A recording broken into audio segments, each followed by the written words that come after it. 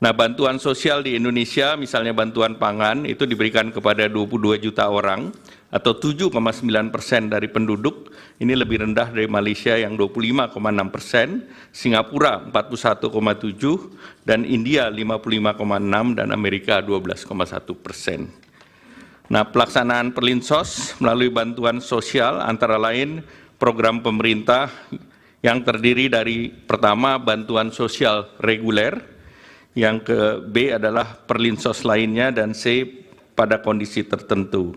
Yang termasuk dalam bantuan sosial reguler adalah PKH, tadi sudah disampaikan oleh Pak Menko PMK. Ini merupakan program pemberian bantuan sosial kepada keluarga atau seseorang miskin dan rentan yang terdaftar di dalam data program penanganan fakir miskin, diolah oleh Pusat Data dan Informasi Kesejahteraan Sosial dan ditetapkan sebagai keluarga penerima manfaat ataupun PKH.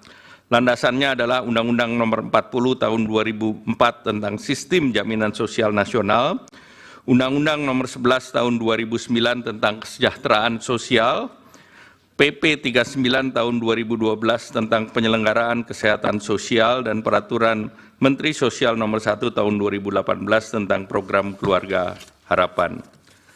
Kartu sembako merupakan bantuan sosial pangan yang disalurkan secara non-tunai setiap bulan kepada keluarga penerima manfaat, landasan hukum Undang-Undang 11 2009, PP 39 Tahun 2012 tentang Penyelenggaraan Kesejahteraan Sosial, Perpres 63 Tahun 2017 tentang penyaluran bansos secara non-tunai, dan Permensos Nomor 4 Tahun 2023 tentang pelaksanaan program sembako.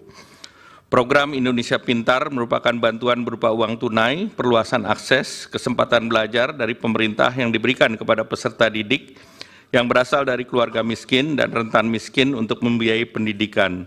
Landasan hukum Inpres 7 Nomor Tahun 2014 tentang pelaksanaan program simpanan keluarga sejahtera, program Indonesia Pintar, program Indonesia Sehat untuk membangun keluarga produktif. Kartu Indonesia Pintar Kuliah ini adalah bantuan pendidikan dan pemerintah bagi lulusan SMA atau sederajat, memiliki potensi akademik baik dan memiliki keterbatasan ekonomi. Landasan hukum pasal 76 Undang-Undang 12 tahun 2012 tentang pendidikan tinggi. PBI Jaminan Kesehatan Nasional ini adalah bantuan iuran kesehatan diberikan kepada fakir miskin dan orang tidak mampu yang dibayarkan pemerintah kepada BPJS Kesehatan.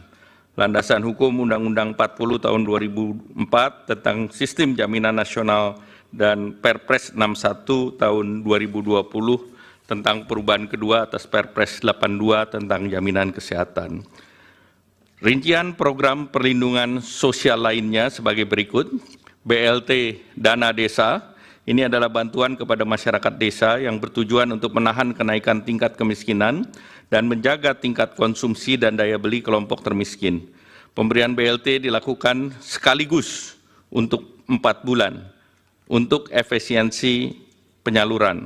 Landasan hukum Undang-Undang 6 tahun 2014 tentang desa sebagaimana diubah dalam Undang-Undang Cipta Kerja, Peraturan Pemerintah Nomor 37 Tahun 2023 tentang pengelolaan transfer ke daerah, Peraturan Menteri Keuangan 146 Tahun 2023 tentang pengalokasian dana desa di setiap desa, penyaluran dan penggunaan dana desa untuk tahun anggaran 2024. Pembiayaan ultramikro ini merupakan program tahap lanjutan dari bantuan sosial untuk menjadi kemandirian usaha, menyasar usaha mikro yang berada di lapisan terbawah yang belum difasilitasi dengan perbankan melalui program kredit usaha rakyat.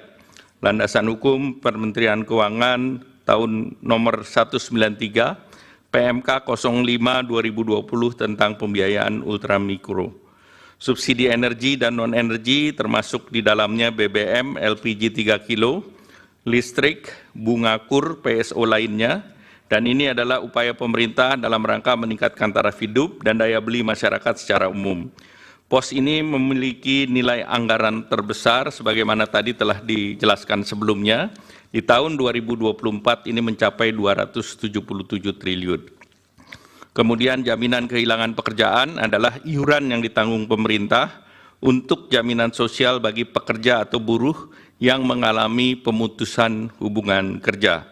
Landasan hukum PP 37 tahun 2021 tentang penyelenggaraan program jaminan kehilangan pekerjaan. Bapak Ketua Majelis dan anggota yang kami hormati, program perlindungan sosial pada kondisi tertentu adalah sebagai berikut.